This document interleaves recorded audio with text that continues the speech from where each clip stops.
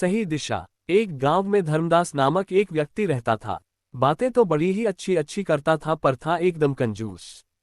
कंजूस भी ऐसा वैसा नहीं, बिल्कुल मक्खी चूस। चाय की बात तो छोड़ो, वह किसी को पानी तक के लिए नहीं पूछता था। साधु संतों और भिखारियों को देखकर तो उसके प्राण ही सूख जाते थे कि कहीं कोई कुछ मांग न बैठे। एक दिन उसके दरवाजे पर एक महात्मा आए और धर्मदास से सिर्फ एक रोटी मांगी। पहले तो धर्मदास ने महात्मा को कुछ भी देने से मना कर दिया, लेकिन तब वह वहीं खड़ा रहा तो उसे आधी रोटी देने लगा। आधी रोटी देखकर महात्मा ने कहा कि अब तो मैं आधी रोटी नहीं, पेट भरकर खाना खाऊंगा। इस पर धर्मदास ने कहा कि अब वह कुछ नहीं देगा। महात्मा रात भर चुपचाप भूखा प्यासा धर्मदास के दरवाजे पर खड़ा रहा। सुबह जब धर्मदास ने महात्मा को अपने दरवाजे पर खड़ा देखा तो सोचा कि अगर मैंने इसे भरपेट खाना नहीं खिलाया और यह भूख प्यास से यहीं पर मर गया तो मेरी बदनामी होगी। बिना कारण साधु की हत्या का दोष लगेगा। धर्मदास ने महात्मा से कहा कि बाबा, तुम भी क्या याद करोगे, आओ पेट भरकर खाना खा लो। महात्मा भी कोई ऐसा वैसा नहीं था।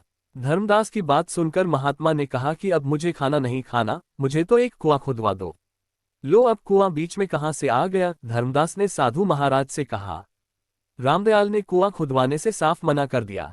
साधु महाराज अगले दिन फिर रात भर चुपचाप भूखा प्यासा धर्मदास के दरवाजे पर खड़ा रहा।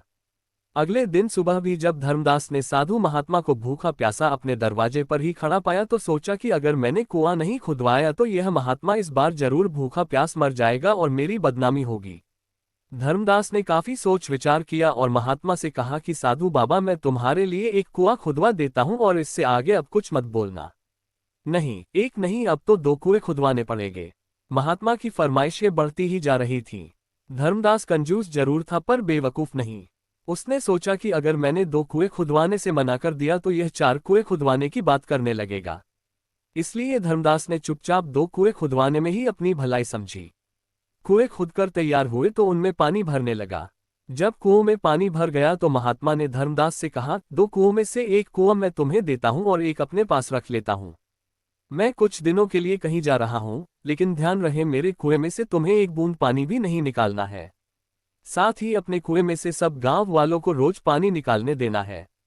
मैं वापस आकर अपने कुएं से पानी पीकर प्यास बुझाऊंगा। धर्मदास ने महात्मा वाले कुएं के मुंह पर एक मजबूत ढक्कन लगवा दिया। सब गांव वाले रोज धर्मदास वाले कुएं से पानी भरने लगे। लोग खूब पानी निकालते पर कुएं में पानी कम न होता। शुद्ध शीतल जल पाकर गांव वाले निहाल हो गए थे और महात्मा जी का गुणगान करते न थकते थे।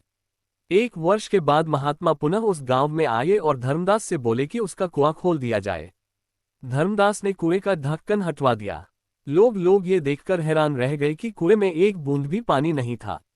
महात्मा ने कहा, कुएं से कितना भी पानी क्यों न निकाला जाए वह कभी खत्म नहीं होता अपितु बढ़ता जाता है। कुएं का पानी न निकालने पर कुआं सूख जाता है, इसका स्पष्ट प्रमाण तुम्हारे सामने है। और यदि किसी कारण से कुएं का पानी न निकालने पर पानी नहीं भी सूखेगा तो वह सड़ अवश्य जाएगा और किसी काम में नहीं आएगा। महात्मा ने आगे कहा, कुएं के पानी की तरह ही धन दौलत की भी 3 गतियां होती हैं, उपयोग, नाश अथवा दुरुपयोग। धन दौलत का जितना इस्तेमाल करोगे वह उतना ही बढ़ती जाएगी। धन दौलत का इस्तेमाल न करने पर कुएं के पानी की वह धन दौलत निरर्थक पड़ी रहेगी। उसका उपयोग संभव नहीं रहेगा या अन्य कोई उसका दुरुपयोग कर सकता है। अतः अर्जित धन दौलत का समय रहते सदुपयोग करना अनिवार्य है। ज्ञान की भी कमोबेश यही स्थिति होती है। धन दौलत से दूसरों की सहायता करने की तरह ही ज्ञान भी बांटते चलो। हमारा समाज जितना अधिक ज्ञानवान, शिक्षित व सुसंस्कृत होगा उतनी ही देश में सुख, शांति और समृद्धि आएगी। ज्ञान बांटने वाले अथवा शिक्षा का प्रचार प्रसार करने वाले का भी कुएं के जल की तरह ही कुछ नहीं घटता अपितु बढ़ता ही है। हम बदलेंगे, युग बदलेगा। Folded hands. राधे राधे दिल फोल्डेड हैंड्स।